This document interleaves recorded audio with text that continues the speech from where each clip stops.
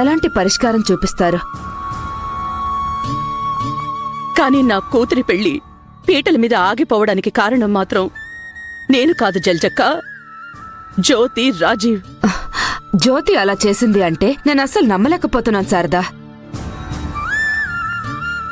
జ్యోతి మాట తీరు, నా మీద చూపించే ప్రేమ, నన్ను బాధలో ఓదార్చే విధానం చూసి తనని కూడా నా కూతురనే అనుకున్నాను.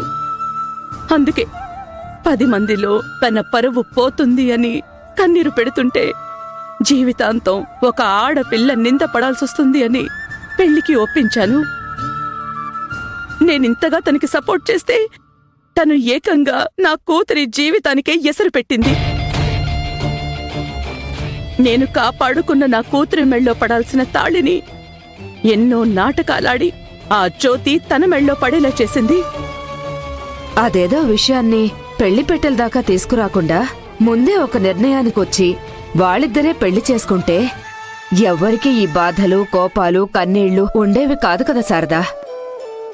అదే కదా జల్జక్క, ఇద్దరూ కలిసి ప్లాన్ చేసి మరీ మోసం చేశారు. అందరినీ పిచ్చివాళ్లం చేశారు.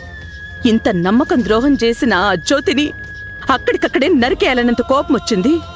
కాని నేనున్న పరిస్థితికి ఎదురు నిలిచి ముందు అడుగు వేయలేకపోయాను. నువ్వడుగు వెయ్యాలంటే నీ కూడా అండగా ఒక తోడుండాలి శారదా. ఒక అక్కగా నీకు నేనున్నా పరాయిదాన్నే అవుతాను.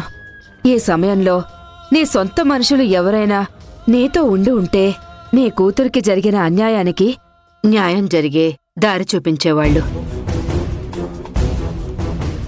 నువ్వు చెప్పింది నిజమే జల్జక్క. కాని ఏం లాభం? శ్రావ్యకి జరిగిన అన్యాయాన్ని నిలదీయడానికి తనకి కన్న తండ్రున్నా లేనట్టే. హ, ఇప్పుడు నా కూతురి గతి ఏం కావాలి జల్జక్క? ఒక్కటి మాత్రం నిజం జల్జక్క,